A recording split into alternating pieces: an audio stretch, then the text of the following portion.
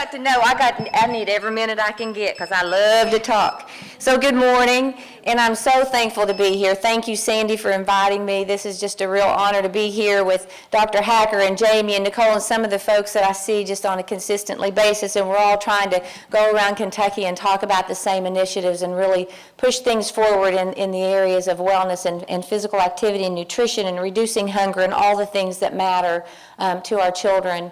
I first just want to take a second and thank Rose. She is a wonderful friend. Thank you, Rose. And a lot of people will ask, get asked a lot, why Action for Healthy Kids? Why are you doing Action for Healthy Kids? And many people are still not aware of what that is. So one of my initiatives today is just to introduce that program to you, offer the resources to you, and it's one of the things that you can use in your schools to enhance a lot of the things like what Jamie was talking about with the whole child. I do want to take a second and tell you that I also serve as a program director for a brain injury rehabilitation program in Paducah, Kentucky called Neuro Restorative. And we work with adults ages 18 through 60s, and many of them live in our homes and receive therapies in our day treatment program, speech, behavior counseling, occupational therapy, physical therapy. And the reason I tell you that is because what I do ties together. Why I do what I do ties together. My love for children and what we can do for children. I see so often, I see the results in my brain injury rehabilitation program.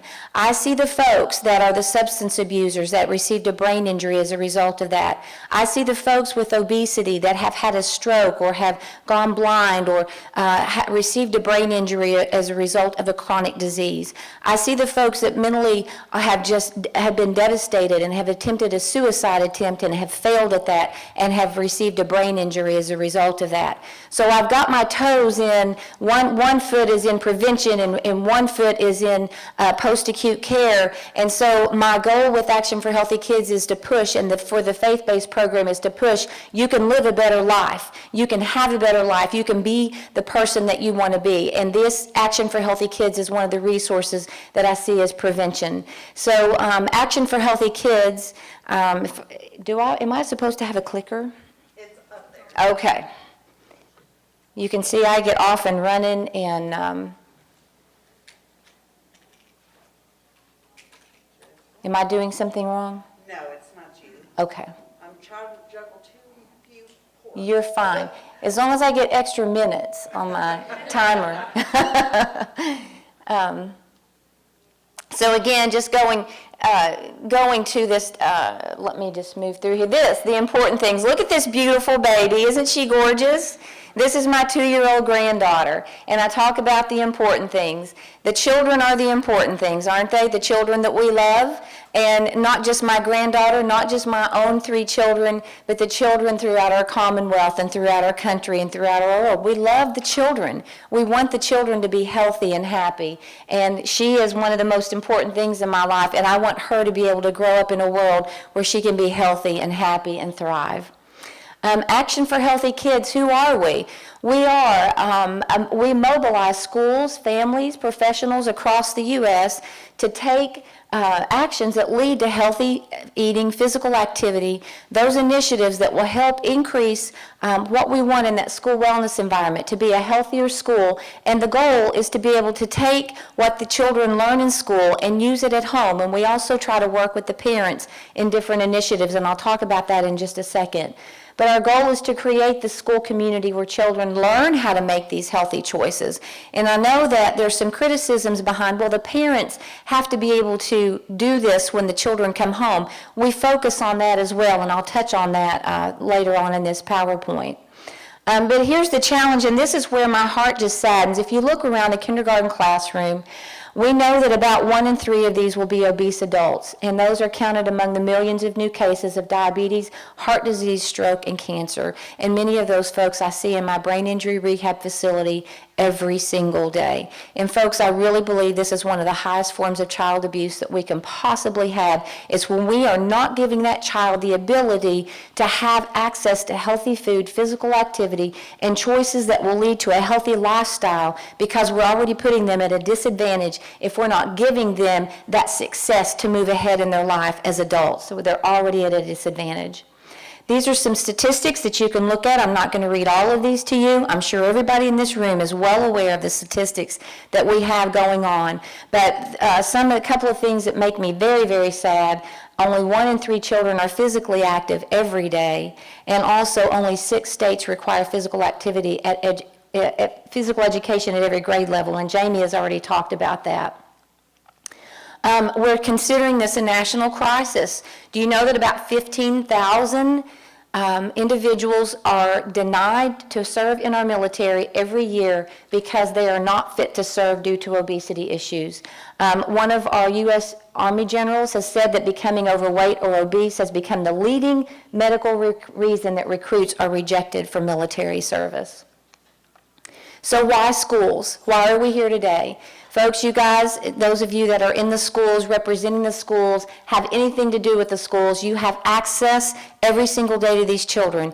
Is it the responsibility of the schools? I say yes, it's our responsibility no matter if we're in the schools or wherever we serve in our community. It is our responsibility. And so what Action for Healthy Kids will do is help provide resources for some of these things that we're looking at: sharing best practice, building your teams, answering common questions, building school customs around school wellness. Again, that we know that children spend around 1,200 hours per year in school. What a fantastic platform to meet our children there in the schools. And as Rose had mentioned, I do a lot of work in the churches as well, because that's where we see the parents and the children together. How many places do you know where a child or a family will come voluntarily 1 or 2 or sometimes 3 days a week and actually even offer money to a church to say, we like what you're doing, we want to be here, we want to support it. We need to go meet these people where they're at, and we need to do that. And schools are one of those places. We know that healthy kids learn better. We know that. One of the resources that we have, I'm going to talk about the learning connection in just a second.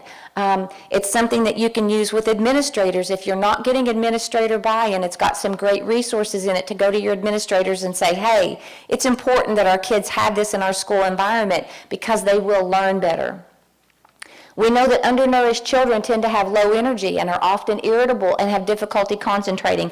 I would venture to say, if each of you think about it in here yourself, how do you feel when you go all day long and either you haven't eaten or what you have eaten is gone through a drive-through and it's a burger and a Coke?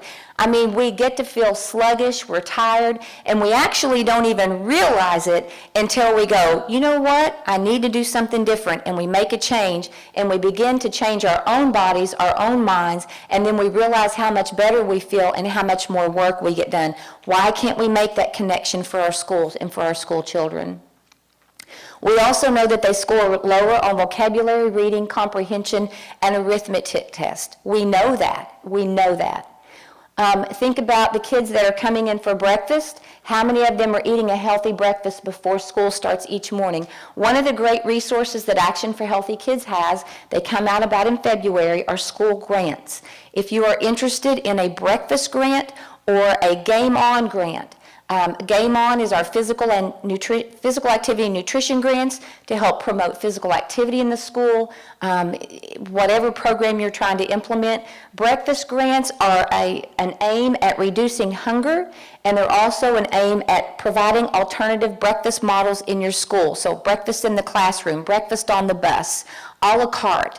These grants are meant to do that. So this is a resource to help with this issue in our schools. We know also through the Learning Connection resource that physical activity turns the brain on. Being in brain injury rehab, this is very, very interesting to me, but you can see after 20 minutes of sitting quietly how nice and quiet and blue our brain is, and you can see after 20 minutes of walking that we're starting to get active, the brain's starting to fire up, and we are able to actually retain more and learn more.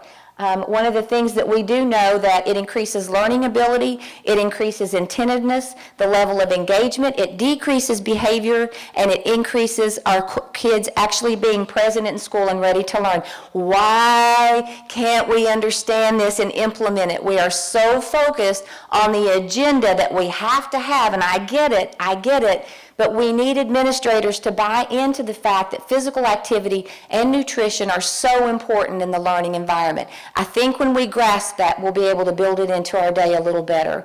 We know that children score a full grade level higher in reading comprehension reading comprehension after physical activity than a period of rest. We have to do away with taking away recess for punishment and giving candy and rewarding with sugar when they're doing a good job. We've got to come away from that.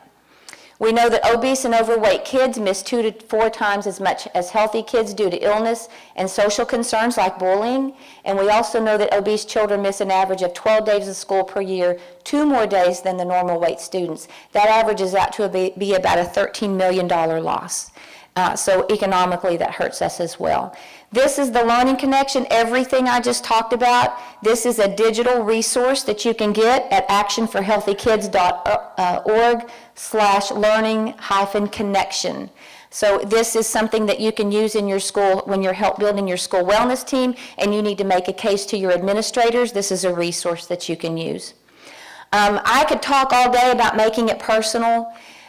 This is kind of one of my mantras, man, build your legacy, and when you leave this earth, you've got a strong legacy to live, and people can talk about all the wonderful things that you kind of did along the way that helped inspire them to be better people. Folks, if it's not real in your life, you cannot convince someone else to make it real. It has got to be real for you. If I stood up here and talked about Action for Healthy Kids, and I didn't believe in it, you wouldn't buy into it, you would not use the resource. You would not do it. It has to be personal to you. We cannot talk out of 2 sides of our mouth, just being real. A couple of other slides. This is one way we talk out of 2 sides of our mouth. How do we reward our students?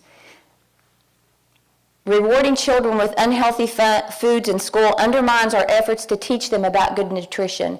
It's like teaching children a lesson on the importance of not smoking and then handing out ashtrays and lighters to the kids who do the best job listening. We have got to do a better job about talking the talk and walking the walk. It is not a do as I say, not as I do issue. But it's just a mint. I gave him just a mint. 1 mint per day adds up to over 3 cups of additional sugar and 3,600 calories a year over the course of the school year.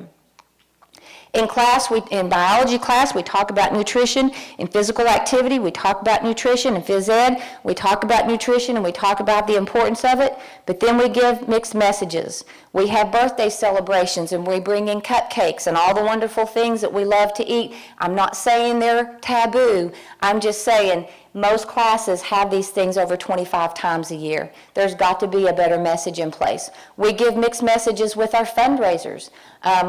We support music, art, technology, and many other school activities, but these are the type of the fundraisers that we're promoting. Cookie dough, dance-a-thon, candy sales, fruit sales, seed packets, restaurant nights. It just sends mixed messages. We need the schools to be on board with one consistent message on the great opportunities that we have to reach our children. Action for Healthy Kids will provide you resources on healthy celebrations.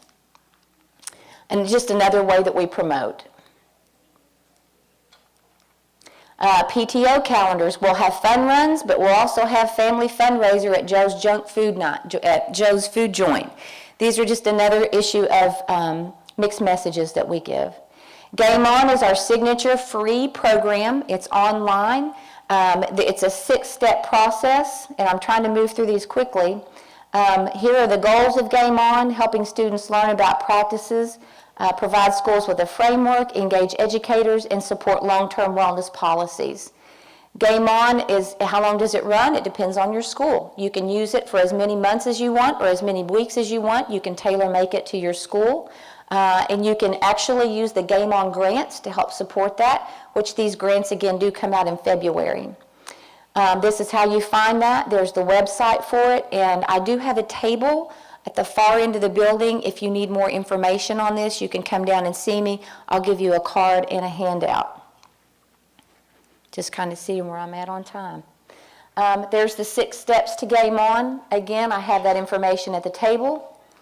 Every Kid Healthy Week in April, we ask schools to promote their Every Kid Healthy event. You can get national recognition for that. It'll be put on a national map and help get promotion for your event. I can help you with the U.S. Healthier Schools Challenge. Can't talk about that much right now because I just have a few seconds left, but I am a resource to help your school qualify for that. You can receive money to help your school move forward with their school wellness environment improvement. The school portal, this is one of the last things I'll leave you with.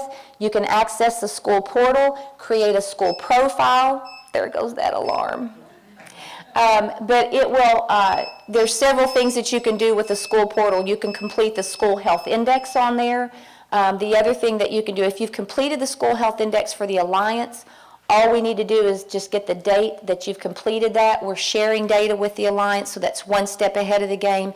It will give you action plans. It will give you resources, again, for your school wellness environment, and you'll be ready to apply for a school grant because you've already got your profile up and the school health index completed.